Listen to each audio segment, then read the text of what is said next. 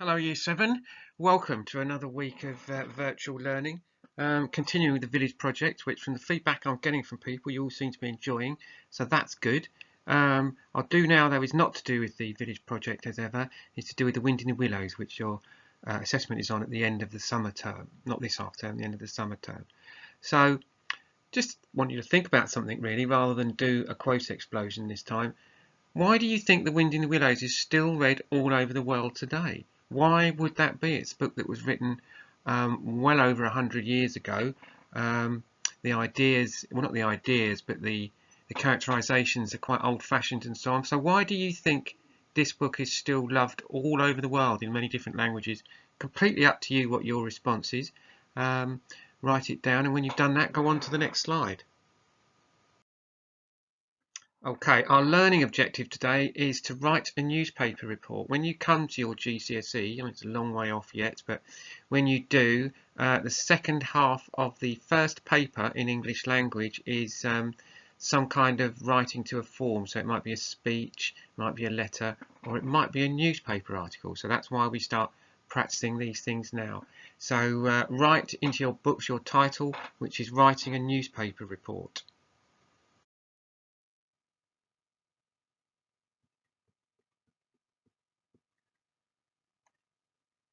So there we are, there's 7 major newspapers. You may or may not read, or your family may or may not read one or the other of those, or maybe you read them online. I know I read all my newspapers online now. But nevertheless, the important thing is that the style of writing is the same. And that's the thing that we need to get to grips with. So whether it's online or in an actual newspaper, we need to get to grips with the style of newspaper writing. Now,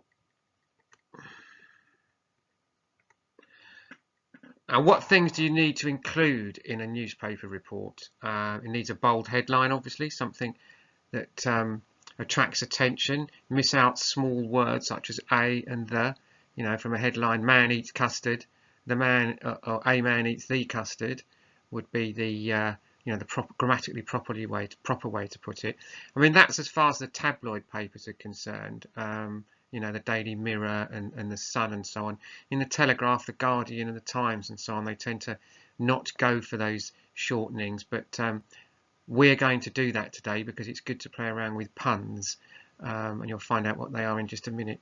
Puns. Man in custody after factory theft. Can you see there the puns on the word custody? It's obviously spelt as in custard rather than T-O-D-Y, which would be taken into custody. That's a pun. And papers like the Sun, they're actually very good at it. Some of them are fantastic. So that's the sort of thing we need. You need some facts. You need some quotes from people involved. And you need some opinions. The opinions can come from you, and you're allowed to give your own opinion in a newspaper article as long as you say that's what it is.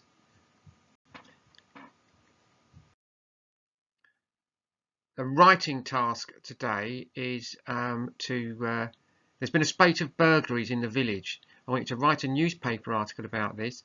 Make sure you include interviews, facts, people's opinions, and a comment of your own about how the situation could be dealt with. I want you to write 3/4 of a page at least and use complex sentences and interesting vocabulary.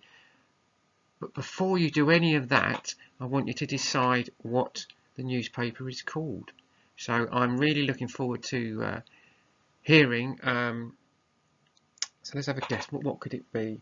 We're in Roseham, aren't we? The Roseham Bugle, the Roseham Thunderer, the Roseham Times. Anyway, I'll leave it up to you, but you need to design it properly. So it's got a headline at the top, got the bold headline, and then you can write it in columns and make sure you include all the things that I've asked you to include. And as ever, Year 7, send it to me because I'm loving receiving these pieces of work and giving out the achievement points. It's brilliant.